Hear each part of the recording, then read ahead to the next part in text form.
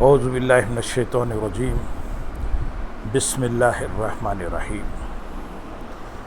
اسلام میں حصول انصاف کا حق۔ قرآن حکیم نے زندگی کے تمام معاملات کو عدل اور انصاف پر استوار کرنے کی تعلیم دے کر ہر شخص کو بے لاگ انصاف کے حصول کا حق عطا کر دیا ہے۔ قرآن حکیم کی مختلف آیات سے یہ مضمون واضح ہے کہ قرآن حکیم کے نزول کا بنیادی مقصد معاشرتی اور ریاستی معاملات کو عدل و انصاف پر استوار کرنا ہے تاکہ اسلامی معاشرے کا کوئی فرد ظلم اور استحصال کا شکار نہ ہو۔ چنانچہ قرآن حکیم سورۃ النساء آیت نمبر 58 میں ارشاد باری تعالیٰ ہے، بے شک اللہ تمہیں حکم دیتا ہے کہ امانتیں انہی لوگوں کے سپرد کرو جو ان کے اہل ہیں،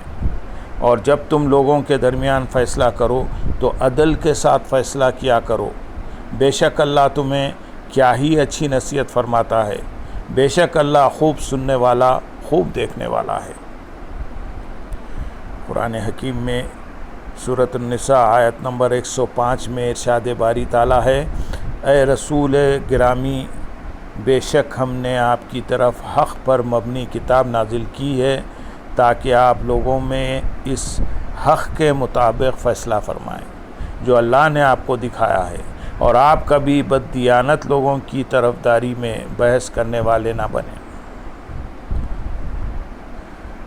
سورۃ النساء آیت نمبر 135 میں ارشاد باری تعالیٰ ہے، اے ایمان والو، تم انصاف پر مضبوطی کے ساتھ قائم رہنے والے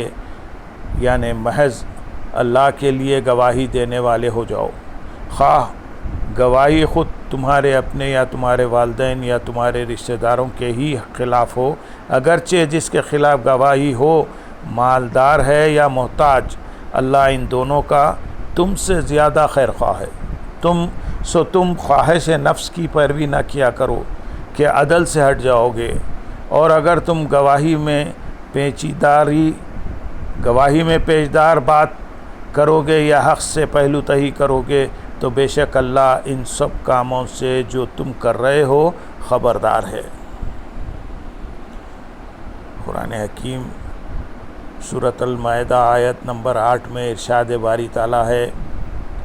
اے ایمان والو، اللہ کے لیے مضبوطی سے قائم رہتے ہوئے انصاف پر مبنی گواہی دینے والے ہو جاؤ، اور کسی قوم کی سخت دشمنی بھی تمہیں اس بات پر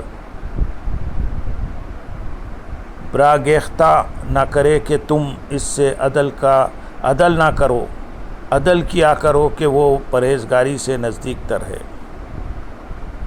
اور اللہ سے ڈرا کرو، بے شک اللہ تمہارے کاموں سے خوب آگاہ ہے۔ قرآن حکیم سورۃ المائدہ آیت نمبر 45 میں ارشاد ہے، اور ہم نے اس توریت میں ان پر فرض کر دیا تھا کہ جان کے بدلے جان، اور آنکھ کے عوض آنکھ، اور ناک کے بدلے ناک، اور کان کے عوض کان، اور دانت کے بدلے دانت، اور زخموں میں بھی بدلہ ہے، تو جو شخص اس قصاص و صدقہ یعنی معاف کر دے تو یہ اس کے گناہوں کے لیے کفارہ ہوگا، اور جو شخص اللہ کے نازل کردہ حکم کے مطابق فیصلہ وہ حکمت نہ کرے سو وہی لوگ ظالم ہیں۔ قرآن حکیم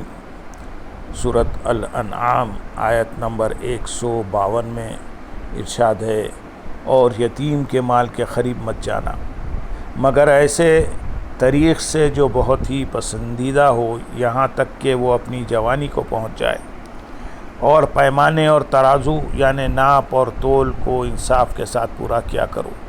ہم کسی شخص کو اس کی طاقت سے زیادہ تکلیف نہیں دیتے، اور جب تم کسی کی نسبت کچھ کہو تو عدل کرو، اگرچہ وہ تمہارا قرابت دار ہی ہو، اور اللہ کے عہد کو پورا کیا کرو۔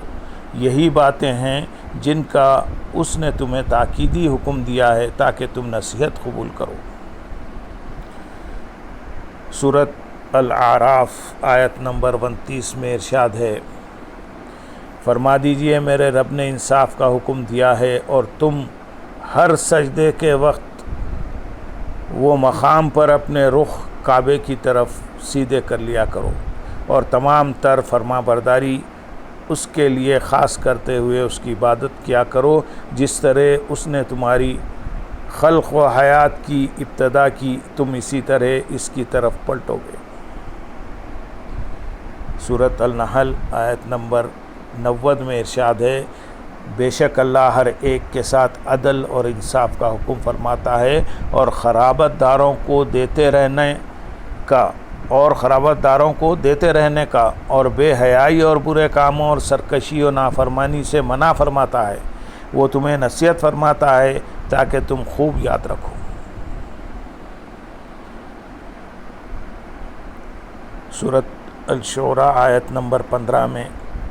ارشاد ہے، بس آپ ان کو اسی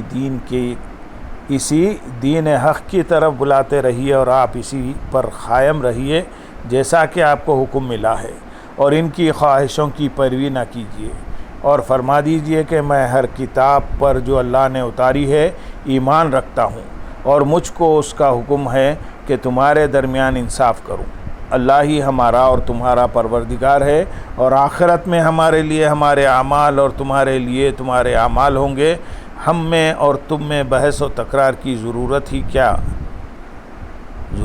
کیا ہے؟ آخرت میں یقیناً اللہ ہم سب کو جمع کرے گا اور اسی کی طرف ہم سب کو واپس جانا ہے۔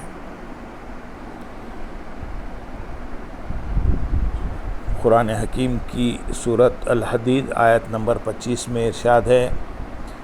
ہم ہی نے اپنے رسولوں کو نشانیاں معجزات دے کر بھیجا اور ان پر کتابیں نازل کیں اور اس کو میزان عدل قرار دیا تاکہ لوگ انصاف پر قائم رہیں۔ اے باری تعالیٰ، تمام مسلمانوں کو آپ کے بتائے ہوئے احکام پر عمل کرنے کی توفیق عطا فرمائے۔ اللہم صلی علی سیدنا محمد وعلی آلہ سیدنا محمد وبارک وسلم۔